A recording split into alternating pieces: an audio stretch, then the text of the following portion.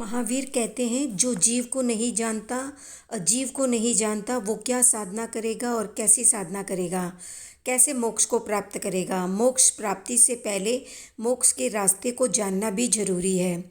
शुद्ध साध्य को प्राप्त करने के लिए शुद्ध साधन का होना आवश्यक है।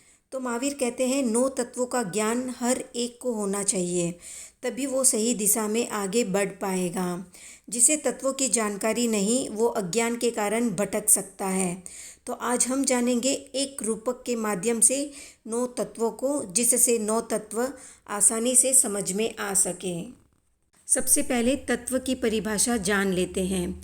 मोक्ष साधना में उपयोगी जानने योग्य पदार्थ को तत्व कहते हैं। पहला तत्व है जीव। जीव यानी जिसमें चेतना हो, उपयोग हो, उसे जीव कहते हैं। अजीव। दूसरा तत्व है अजीव, जिसमें चेतना न हो, उसे अजीव कहते हैं, जैसे टेबल, कुर्सी, सोफा इत्यादि। तीसरा तत्व है पुण्य। शुभ कर्म पुद्गल को पुण्य कहते हैं। चौथा तत्व है पाप। अशुभ कर्म पुद्गल को पाप कहते हैं। पांचवा तत्व है आश्रव। कर्म ग्रहण करने वाली आत्मा की अवस्था आश्रव है। छठा तत्व है संवर। कर्म रोकने वाली आत्मा की अवस्था संवर है। सातवां तत्व है निर्जरा। कर्म को तोड़ने वाली आत्मा की अवस्था निर्जरा है। नौवां तत्व है बंध। आठवां तत्व है बंध। आत्मा और कर्म का एक हो जाना बंध है। 9वां तत्व है मोक्ष, यानी जब आत्मा संपूर्ण रूप से कर्मों से मुक्त हो जाती है तो उसको मोक्ष कहते हैं। अब इन 9 तत्वों को एक रूपक से समझते हैं। जीव एक तालाब के जैसा है, अजीव अतालाब के जैसा है। पुण्य और पाप तालाब से निकलते हुए पानी के समान है। तालाब का जो नाला है वो है आश्रव। तालाब के नाले को बांध देना संवर।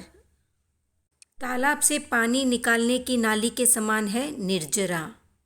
तालाब के अंदर का पानी है बंद और खाली तालाब है मोक्ष। इन 9 तत्वों में जीव और अजीव ये 2 मूल तत्व हैं। बाकी के सारे तत्व इनकी अवस्थाएं हैं। जीव और अजीव की अवस्थाएं बदलती रहती हैं, फिर भी उनके जो चैतन्य और अचैतन्य गुण हैं उसका विनाश कभी नहीं होता। जैसे सोने को तोड़ मरोड़ कर उसका कभी कंगन बना लिया जाता है, तो कभी चूड़ी बना ली जाती है, या कभी ब्रेसलेट बना लिया जाता है, पर सोना सोना ही रहता है, बस केवल सोने का रूप बदलता है। तो ये थी 9 तत्वों से जुड़ी संक्षिप्त जानकारी। जानकारी अच्छी लगी तो लाइक, शेयर, सब्सक्राइब कर सकते हैं।